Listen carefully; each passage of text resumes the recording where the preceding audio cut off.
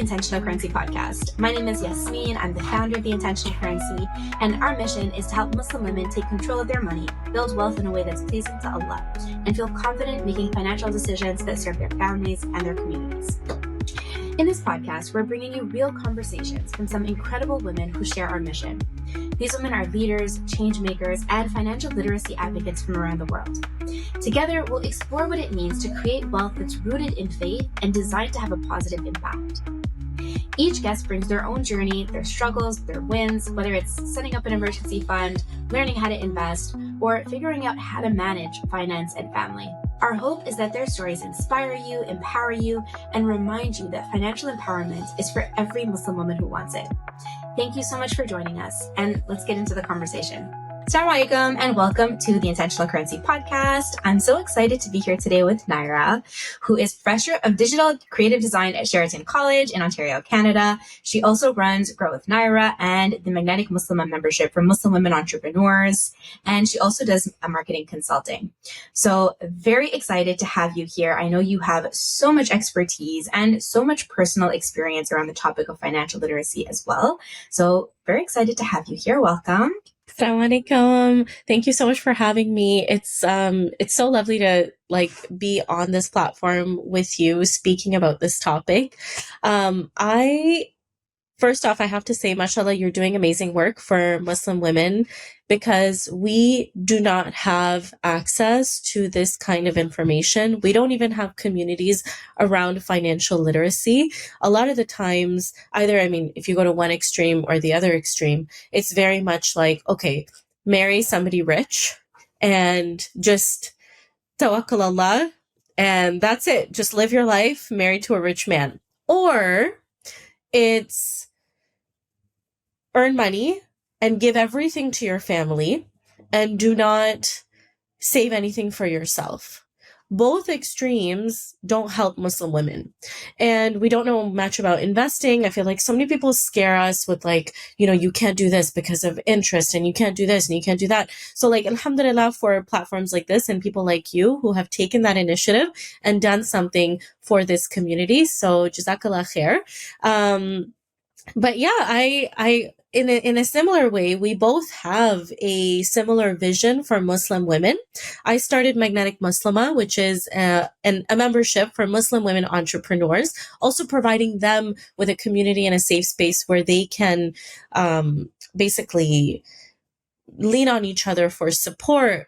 They can learn more about business. They can network. They can learn about opportunities that are happening in their communities or online, learn about marketing strategies, business strategies, and overall just learn from each other, which is such a powerful thing to do, especially as a Muslim woman.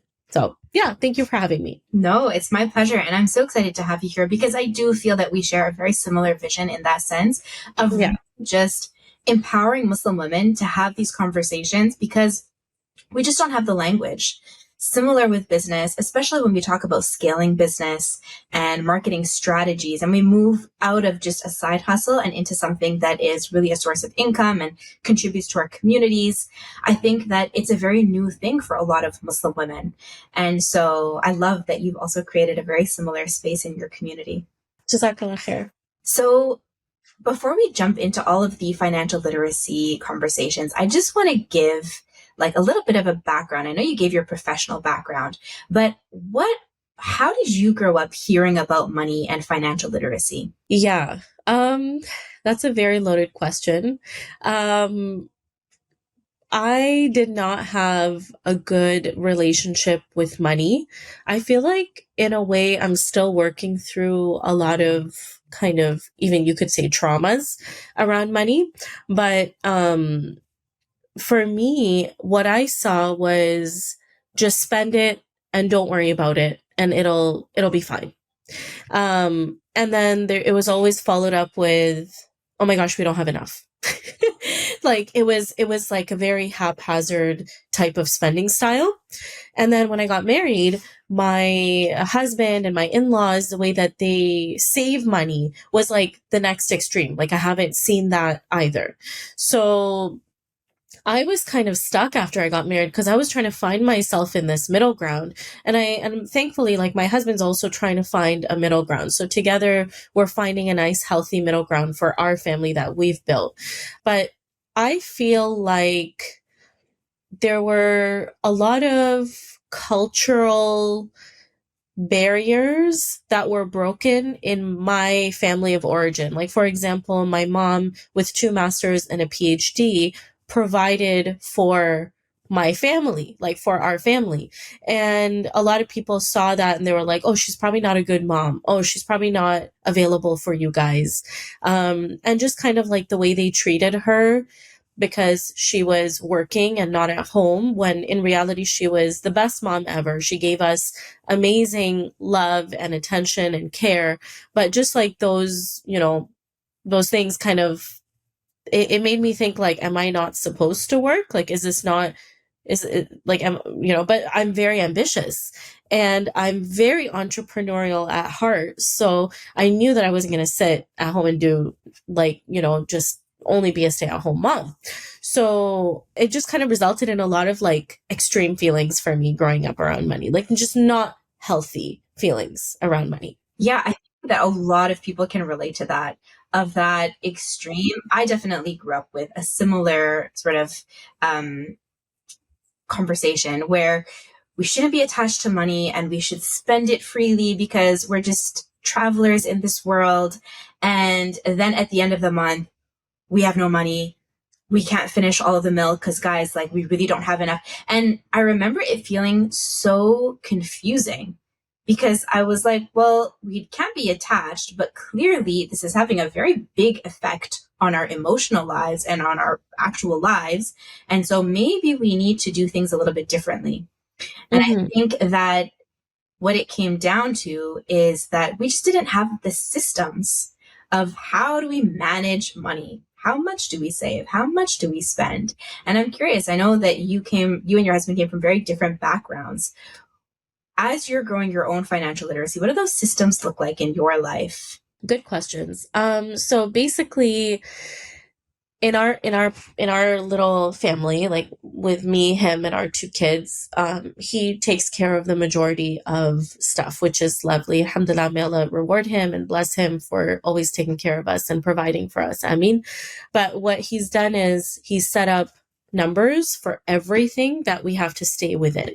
So for groceries for the month, right? If and I very quickly will deplete that grocery budget by like the 20th of the month, or like the 19th or 18th. And I'm like, okay. But then that's when I go into my freezer. That's when I go into my pantry. That's where it really comes in handy when my mother-in-law, like, and I really, really try to fulfill my amana as a wife and as a mom, that I'm sticking to that number. And, let's say that we want to go out for dinner and whatever, like we're a little bit over our budget, like it's not the end of the world, but as much as we can, we try to stick to those numbers. Another thing that we're trying to do is set up some sort of like an emergency fund. And another thing that we also try to do is put aside cash or some sort of money for traveling. So that way, like, we just have some sort of something that we can use when we want to go on a trip.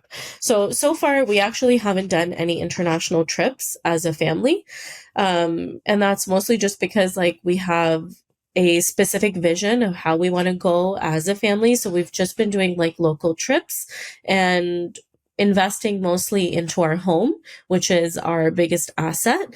And alhamdulillah, for, my in-laws, my father-in-law really helped us with, giving us like a riba free loan for part of the house. And that was really, really helpful. May Allah reward him. So definitely, like, I think like our focus has been the house. And I remember having a conversation with my husband when we first got married. It was like within the first 2 weeks or something. And I was like, oh, look at that car. Like, it's so nice. Like, inshallah, one day we'll have that car. And he was like, oh, like, maybe we'll be able to buy it used. And I was like, no, no, no. Like, inshallah, it'll be new, like right from the showroom. And he's like, yeah, but like, like cars depreciate and it's not the best thing to invest in something that depreciates. And like, I would rather buy it cash. So it's like ours, it's like an asset. And I'm like, yeah, but like newer cars are just like nicer and they have all the features and everything. We're talking like 2015 here, right? Newly married. I'm like, my head's in the clouds. And now, alhamdulillah, I'm driving my paid off car, just, simple sedan. And I do like definitely I would love a nice luxury mom SUV, but at the same time, the pressure of not having to pay off a car is really, really nice.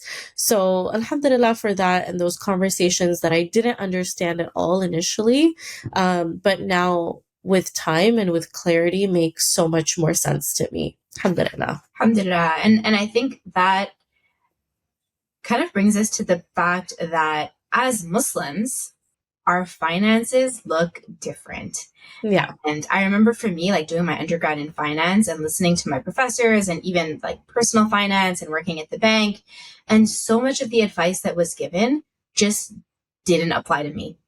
Yeah. In that simple, the fact that, okay, the expectation is for us that your husband is going to be the provider of your main expenses. That's just a reality. And so that conversations that need to happen around that and kind of figuring out what your role is financially and what your contribution is going to be and how you're going to have discussions and what happens when expense like the cost of living goes up and maybe now you have to share.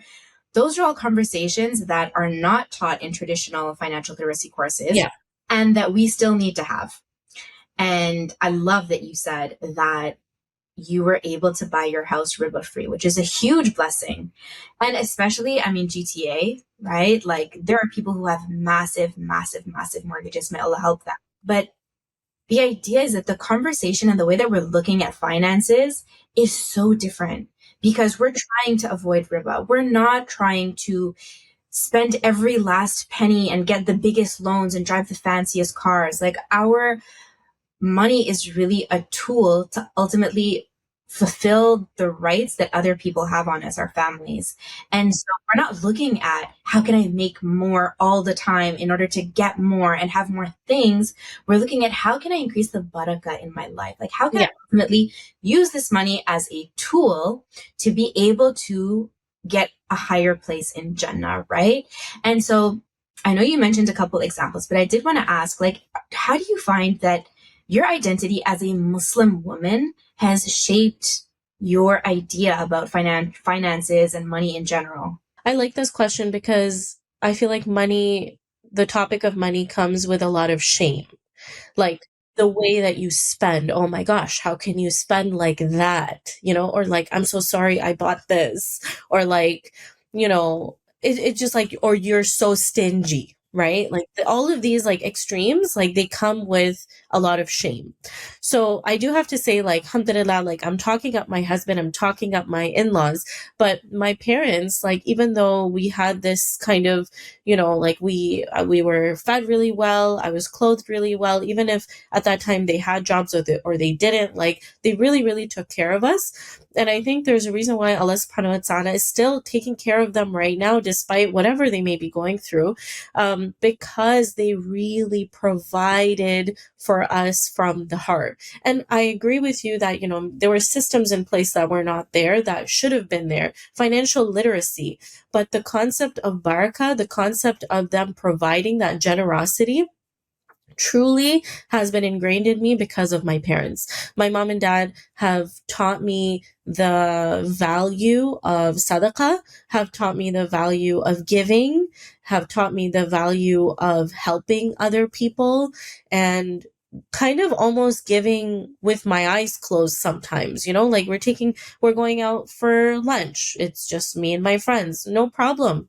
It's on me. Right? So it's like Allah will provide, or like someone's in need, Allah will provide through me. Let me help her, inshallah, right? Even if I can't do it, let me solicit my friends in my community to help this person in need. So this kind of leads me into the fact that I have a book club that is running, inshallah, very soon. It's starting on January 9th. And it's open anytime until the end of February. We're going to be reading The Barakah Effect by Muhammad Faris. He is the author of a very famous book called The Productive Muslim. And this book literally has so many gems in it for financial literacy as well. I think that we are driven by barakah as Muslim women, and we should be driven by barakah. The money that we make goes back into our communities, into our families, into growing and into investing for the future. I love that. And I think you're so right that there's so much shame around wanting more and spending money. And that's one of the first things that we do in our investing program. Because in the investing program, we're talking about how to retire millionaires. We're talking about how to have investment portfolios of over multi-million dollar portfolios. And in order to be comfortable with that, the first thing that we do at the very beginning of the program is I ask people, if you were a millionaire, what would you do? And all of these women's subhanAllah, like answers from, I would create, I would go back to my city in Pakistan and I would create a maternity center that actually serves women as they should be taken care of. I would go back to, my masjid and I would create like child education programs. And when you hear all of these incredible programs, you realize, wait a second, we do need to become millionaires. Like, this is not a selfish goal. And then when we look at all of the strategies to grow money, it feels so good. And it feels like an act of worship because truthfully, when you're doing it in a halal way, it is. Yeah, I agree. 100%. And I don't know if you've ever lived in the Middle East. No. Okay. So I was raised in the Middle East. I lived there from age 7 till 18 or 17, 7 to 17 or 6 to 17. It was like 10, 11 years. And those are formative years, right? So my perspective on money was very different. And like, because of my family situation, but living in the Middle East exacerbated it. Like, it made it so much more inflated because I was like, oh yeah, money is for fun, money is for spending. And then as I got older, I remember I had a friend who got this really expensive purse. I went to a private school, like a really nice private school in Saudi Arabia. And she got an expensive purse for her birthday. And as somebody who did not have any designer items, lived in a very small, like modest apartment with my family, and all these friends lived in like villas with like pools and, multiple drivers and nannies and maids and all of this stuff. She got this designer bag and she was like, I'm so upset that my dad didn't get it for me in this color. I was like, in my head, I was like, okay, like I didn't say anything out loud, but I remember feeling so icky the whole day after that because number one, I had no wish to have a bag like that ever, but I also didn't see the need in spending so much money on something like that. So even though I like nice things and I enjoy having, a couple nice things here and there, that excessive need to spend is not there. And I feel like it's because the mindset has always been driven by barakah and driven by this middle ground, the path that Allah subhanahu wa ta'ala commands us to stay on, in the middle, where you're not on one extreme, you're not on one extreme, right? You're still enjoying life, but you're not going to the whole other extreme where now you have a closet full of like $1 million purses. So if we were millionaires with this mindset, the world would inevitably change. And I feel like that's why your program is so important, because it combines faith-based learning, faith-based principles with financial literacy, which is so important. And a lot of people that are in these financial literacy programs, I actually joined one before I joined yours, and it's not like Muslim centric at all. It's very superficially driven. It's like, I want to make this much money because I just want to make this much money. Like, there's no purpose. But subhanallah, I love how yours is purpose driven. Alhamdulillah. It's been really a privilege to be able to teach this program, alhamdulillah, and see how many women there are who have just these incredible goals. And to watch, now that we've been doing it for almost 2 years, to see how they're achieving their goals. And subhanAllah, this year we had so many past clients go for Hajj, take their families for Umrah. And it's just incredible. And it's the barakah. It's women who, when they messaged me to join the program, they were like, I'm not sure if I'm going to have more than a couple hundred to be able to invest. Is that okay? And they set the goal to be able to go for Hajj or to be able to take their family on Umrah. And subhanAllah, the market did what it did last year. So Alhamdulillah. It's so important to set that intention as well. And yeah, well, like with my membership as well, like with my consulting, I do consulting separate from running the membership. And I had a client who had this dream to start a program and make more money than she's been making right now, because she wants to retire her parents, right? And this is something that she has the privilege of doing because her husband is taking care of the majority of the finances for the home. So, subhanAllah, like the way her program evolved and the way that it ended up getting so successful is because of that barakah and that intention. And Allah subhanahu wa ta'ala says that actions are rewarded by intention. So why not set the most beautiful intentions for the projects that we set out to achieve, inshallah? absolutely. No, it's such a good point. And it's such a good reminder because when we're in the West, it's so easy to get confused and we're bombarded by messaging all day long that is all about, making more and having more and impressing more people. And for us, that's just really not what we're here for. Mm-hmm. So I did want to ask you, what is, I guess, as you've kind of grown up with your parents and then you got married and saw a completely different way, and kind of there's like a mix of both of them, and now you have your own personal financial literacy journey, what's a piece of advice you would give to a Muslim woman who hears financial literacy and is just like, ooh, I need to start, but I have no idea where to start? So I would tell her what I tell my members and what I tell the lovely women and the sisters, the women that have become sisters, alhamdulillah, to me, is that if something scares you, dive deeper. It's so important to jump into what scares you, because that's where the true growth and power lies. There's something in there that you need to discover. And if you think about it, all of these like Disney movies that we watch and all of this stuff, there's always a critical point in that movie where the princess discovers something, and then has to like save the day or like be the hero and has to face the fear. And when she faces the fear, that's when the change happens. And I feel like with us too, when we overcome the thing that scares us, we are challenging a limiting belief within ourselves. And I'm so happy that, after a couple of years of being married, I was like, you know what, this is something that is scaring me. I was somebody who never opened my bank account. I was just like, tawakkul ala Allah, like whatever, money's coming in, I'm working full time, I'll just spend as I want. But like now having the ability and like not the fear anymore to open up my account, this is how much I spent, taking accountability, right? And radical accountability when it's very difficult to do so. You can call it radical accountability.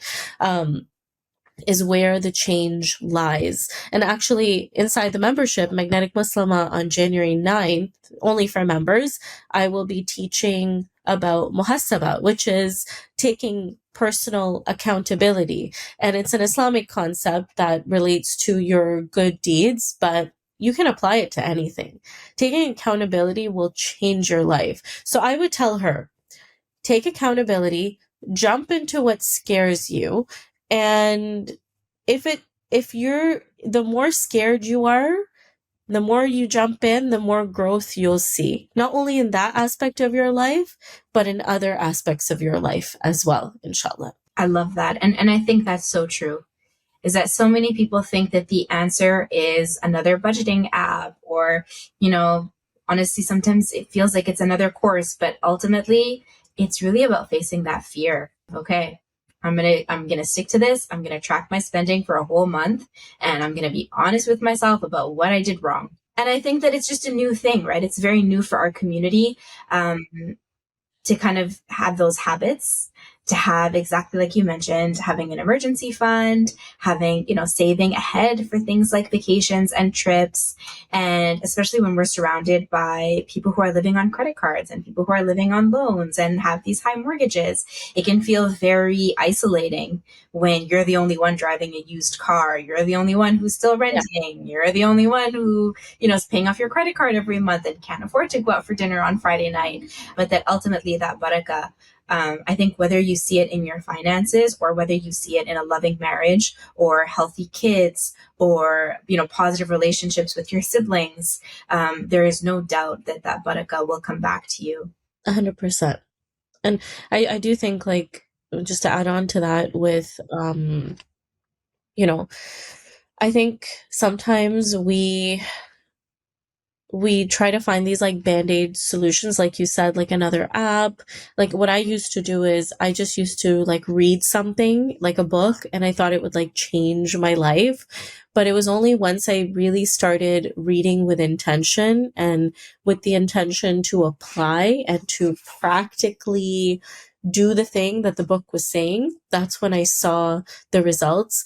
There is a limiting belief that I'm still struggling with, that I keep catching myself thinking, and that is that when I save money in something, I can spend it on something else. Girl. So I struggle with this so much. And I still, like, let's say I saved a little bit of money because I didn't buy this thing that I was expecting to buy. Okay, now I can buy this thing, right? But subhanAllah, a lot of it has to do with contentment. The Islamic concept of rida, which is just being content with what you have, not living above your means unnecessarily, finding the goodness in what you already have. I think a lot of financial literacy is also about living within your means, right?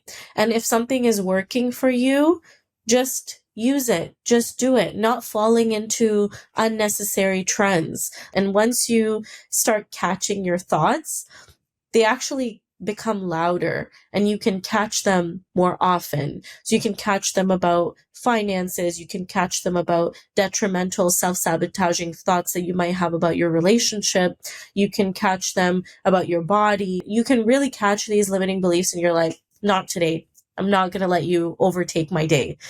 This is a limiting belief. So I'm working through that right now. The only way that I've been able to work through a limiting belief is to talk to myself and just be like, okay, is this a need or is this just like a whim? A last minute whim? Is it just like a random thing that you've thought of and now you want to do it, right? So it's the concept of like reparenting and like really sitting down with yourself and talking has helped me so much. So yeah, I just wanted to share that. No, that's absolutely beautiful. And I think what's even more beautiful is that even though it's very, very difficult to do that and to learn again and reparent yourself, it's also contagious. Yeah. When you have fewer hijabs, you give your friends permission to rewear the same hijabs all the time. Yeah. You drive a used car, everyone around you is like, okay, this is normal.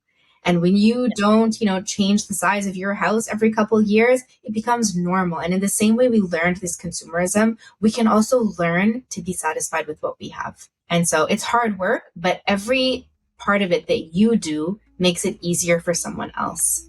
Naira, thank you so much for your time. Thank you for everything that you're doing for Muslim women entrepreneurs, for Muslim women, all of the incredible charity events that you do, the teaching that you do. May Allah put barakah in all of it. Thank you so much, Yasmin. May Allah bless your work and give you the same and more. Ameen, ameen, ameen.